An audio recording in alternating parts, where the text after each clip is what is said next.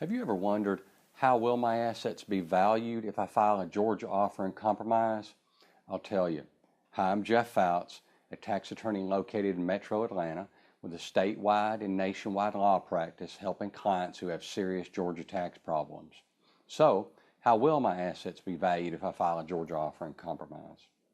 In order to determine what a proper amount of money to offer in a Georgia Department of Revenue offer in compromise, two areas of your finances must be evaluated. The first is your disposable income, and the second is the valuation and equity of your assets. I will discuss property valuation here.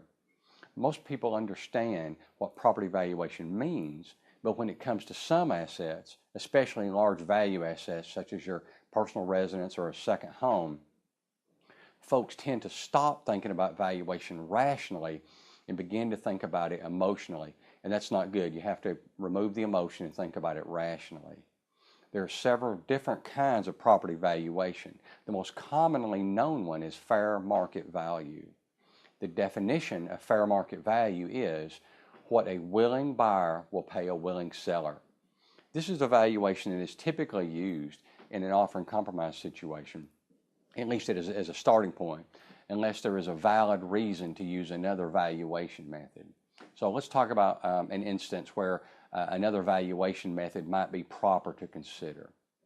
Let's assume that your home has been listed with a realtor and has been on the market for 2 years.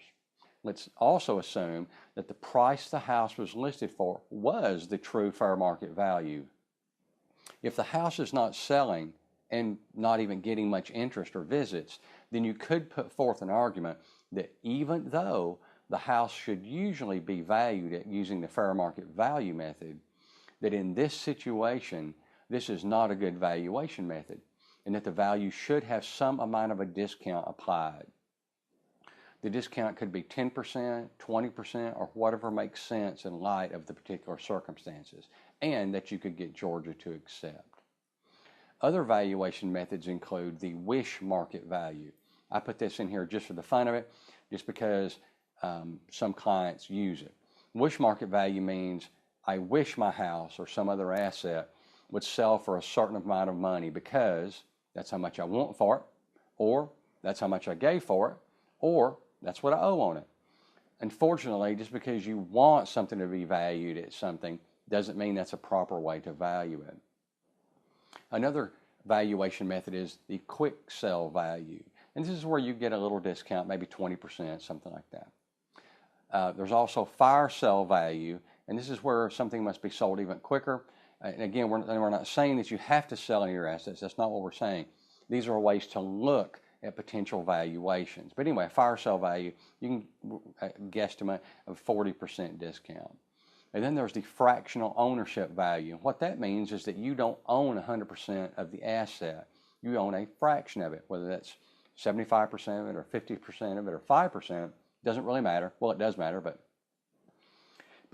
depending upon the fractional ownership, you can get a different discount, anywhere from 50 to 90%. And these valuations are not written in stone.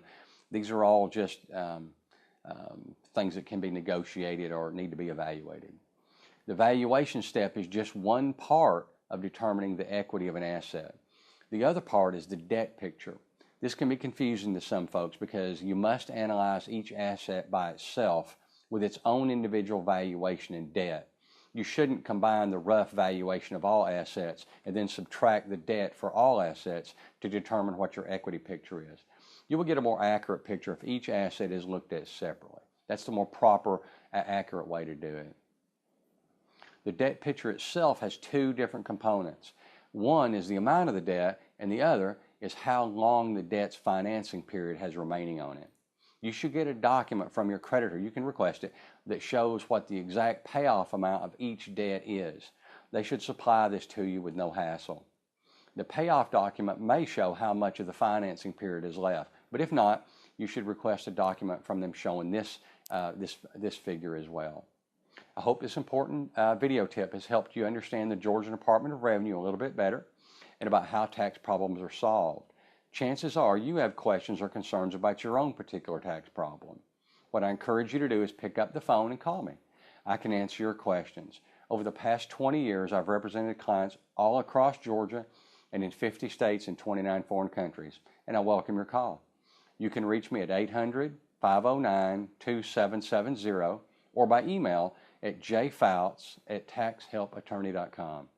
I'm Jeff Fouts, and thanks so much for watching. Have a great day.